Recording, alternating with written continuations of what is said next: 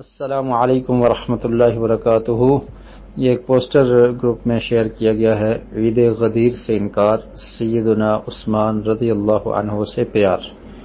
اور اس کے بارے میں پوچھتے ہیں کہ تفصیل سے یہ سمجھا دیں۔ سب سے پہلی بات یہ ہے کہ غدیر خم ایک جگہ کا نام ہے۔ غدیر خم ایک جگہ کا نام ہے جہاں پر نبی کریم صلی اللہ علیہ وسلم نے ایک خطبہ ارشاد فرمایا تھا۔ آپ جب حج کر کے واپس آئے، حجۃ الوداع یا آپ کا آخری حج کرنے کے بعد واپسی کا سفر تھا مدینہ کی طرف، پیارے رسول صلی اللہ علیہ وسلم اپنے صحابہ کرام کے ساتھ روانہ تھے، تو راستے میں ایک جگہ آتی ہے جس کو غدیر کہا جاتا ہے، یا غدیر خم اس جگہ کا نام ہے۔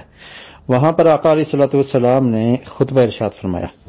اور اس خطبے کا مقصد کیا تھا؟ احادیث میں اس خطبے کی تفصیل سے موجود ہے یہ خطبہ۔ تو اس کا مقصد یہ تھا حضرت علی رضی اللہ تعالیٰ عنہ کی شان کو بیان کرنا، کیونکہ حج سے پہلے پیارے رسول صلی اللہ علیہ وسلم نے حضرت علی رضی اللہ تعالیٰ عنہ کو یمن کی طرف بھیجا تھا، اور یمن سے حضرت علی رضی اللہ تعالیٰ عنہ قربانیاں، وہ جانور لے کر آئے تھے جن کو حج کے موقع پر ذبح کیا گیا۔ تو حضرت علی رضی اللہ تعالیٰ عنہ کے بارے میں کچھ لوگوں نے کچھ باتیں کہی،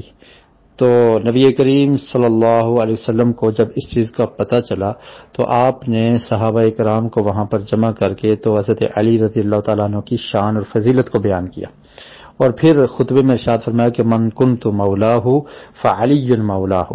کہ جو مجھ سے محبت کرتا ہے اسے چاہیے کہ وہ حضرت علی سے بھی محبت کرے، جس کا میں محبوب ہوں حضرت علی بھی اس کے محبوب ہیں۔ اور پھر اس کے بعد فرمایا کہ اللہ تعالیٰ جو مجھ سے محبت کرتا ہے وہ علی سے بھی محبت کرے، اور جو علی رضی اللہ تعالیٰ عنہ سے دشمنی اور بغض رکھتا ہے تو اللہ تعالیٰ تو اس کا دشمن بن جا۔ تو اس طرح پیارے رسول صلی اللہ علیہ وسلم نے حضرت علی رضی اللہ تعالیٰ عنہ کی شان اور فضیلت کو بیان کیا۔ تو جب یہ بیان کیا گیا تو اس کے بعد صحابہ کرام اور لوگوں کے دل بالکل حضرت علی رضی اللہ تعالیٰ عنہ کے بارے میں صاف ہو گئے، بلکہ حضرت عمر فاروق رضی اللہ تعالیٰ عنہ نے اس وقت یہ ارشاد فرمایا، حضرت علی سے جا کر کہا کہ علی رضی اللہ تعالیٰ عنہ آپ کو مبارک ہو کہ اب آپ ہر مومن کے مولا بن چکے ہیں۔ مطلب یہ ہے کہ ہر مومن اور ہر مومنہ آپ سے محبت کرے گی، اور حضرت علی اور تمام صحابہ کرام سے محبت کرنا یہ مومن کے ایمان کا حصہ ہے، لازمی ہے کہ ان سے محبت کی جائے، آل بیت اعظام سے، حضرت علی رضی اللہ تعالیٰ عنہ سے اور دیگر صحابہ کرام سے۔ تو یہ حج کے بعد یہ خطبہ پیارے رسول صلی اللہ علیہ وسلم نے ارشاد فرمایا، اور جس جگہ پر خطبہ ارشاد فرمایا تھا اس جگہ کا نام تھا غدیر خم۔ حج کے بعد عموماً 13 ذی الحجہ کو حاجی لوگ حج سے فارغ ہو جاتے ہیں، اور اس کے بعد آقا علیہ الصلوۃ والسلام نے جب مدینے کا رخ کیا تو 18 تاریخ تھی، 18 ذی الحجہ، یعنی ذی الحجہ کا مہینہ، 10 ذی الحجہ کو قربانی ہوتی ہے نا، اس لحاظ سے آپ کو یاد ہوگا، تو یہ جو مہینہ تو قربانی کے 8 دن بعد، یہ سمجھ لیں 18 ذی الحجہ کو آقا علیہ الصلوۃ والسلام جب حج سے واپس آ رہے تھے تو اس جگہ پر آپ نے یہ خطبہ ارشاد فرمایا تھا۔ جگہ تھی غدیر خم، اور تاریخ کون سی تھی؟ 18 ذی الحجہ۔ اس کے بعد یہ معاملات اور سال ایسے ہی گزرتے رہے۔ پھر جب حضرت عثمان رضی اللہ تعالیٰ عنہ کی شہادت ہوئی، جب ان کو مدینہ میں شہید کیا گیا تو اس دن بھی تاریخ 18 ذی الحجہ تھی، اور بعض مورخین نے 12 ذی الحجہ کہا ہے، بہرحال 18 یا 12 تھی۔ تو اب یہ ایسے ہی سلسلہ چلتا رہا، لیکن ایک عرصے کے بعد ایک خاص کچھ لوگوں نے اس دن کو 18 ذی الحجہ کے دن کو عید بنا لیا، جبکہ اسلام میں صرف 2 عیدیں ہیں، ایک عید الفطر ہے اور دوسری عید الاضحیٰ ہے،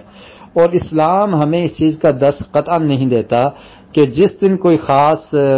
کام ہوا ہو تو اس دن کو خوشی کا دن بنا لیا جائے یا اس دن کو عید بنا لیا جائے، ایسا حکم اسلام نے ہمیں نہیں دیا، اور نہ ہی کسی کی وفات پر برسی اور عید بنانے کا حکم دیا ہے۔ تو کچھ لوگوں نے بہت عرصہ گزر جانے کے بعد، یہ تقریباً معزت دولہ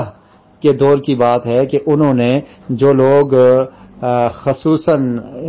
شیعہ لوگ تھے تو انہوں نے اس دن کو عید بنانے کا آغاز کر دیا۔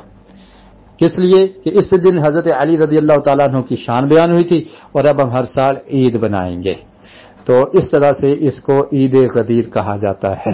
جو ایک بدعت ہے جس کی اسلام میں کوئی اجازت نہیں ہے۔ حضرت علی سے محبت ہم سب کو ہے اور کرنی چاہیے، اور یہ ایمان کا حصہ ہے، لیکن کسی دن کو خاص کر کے اس کو عید بنا دینا یہ بات درست اور جائز نہیں ہے۔ تو یہ عید غدیر کی تعریف ہے جس کو آپ سمجھ لیں۔ تو اب عید بنانے کی دو وجوہات ہیں ان لوگوں کے پاس۔ ایک تو یہ وجہ ان کے نظر میں کہ اس دن حضرت علی رضی اللہ تعالیٰ عنہ کی شان بیان ہوئی تھی، نبی کریم صلی اللہ علیہ وسلم نے ان کے بارے میں فرمایا تھا، اور پھر اسی روایت سے یہ لوگ یہ استدلال کرتے ہیں کہ حضرت علی رضی اللہ تعالیٰ عنہ خلیفہ بلا فصل ہے، یعنی نبی کریم صلی اللہ علیہ وسلم کے بعد خلافت کے حقدار حضرت علی تھے، اور نعوذ باللہ حضرت ابوبکر صدیق، حضرت عثمان اور حضرت عمر عثمان، تو ان کے بارے میں پھر وہ زبان درازی کرتے ہیں، حالانکہ اس حدیث سے قطعاً یہ ثابت نہیں ہوتا کہ حضرت علی کی خلافت کا نبی کریم صلی اللہ علیہ وسلم نے اعلان کیا ہے، ایسا قطعاً ثابت نہیں ہوتا۔ تو ایک تو یہ انہوں نے غلط نظریہ قائم کر لیا کہ آپ خلیفہ بلا فصل ہیں، اور دوسرا اس دن کو ایک حیثیت دے کر اس کو عید بنا لیا گیا، اور پھر تیسری صحابہ کرام کا بغض اور دشمنی کی وجہ سے بھی اس دن کو مزید پروموٹ کیا گیا کہ کیونکہ اس دن حضرت عثمان رضی اللہ تعالی عنہ جو نبی کریم صلی اللہ علیہ وسلم کے دوہرے داماد ہیں ان کی شہادت ہوئی، تو ان لوگوں نے اس دن کو خوشی منانے کا ایک نام دے کر تو لوگوں میں یہ مشہور کر دیا کہ یہ عید غدیر ہے۔ تو اس لیے کسی صاحب نے یہ پوسٹ لگائی ہے کہ جو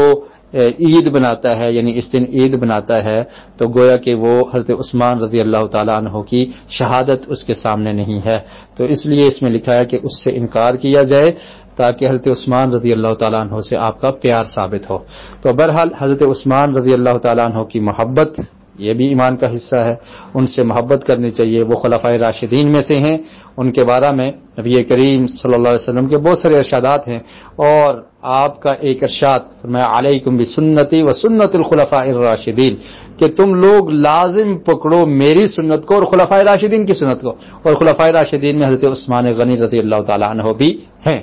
تو یہ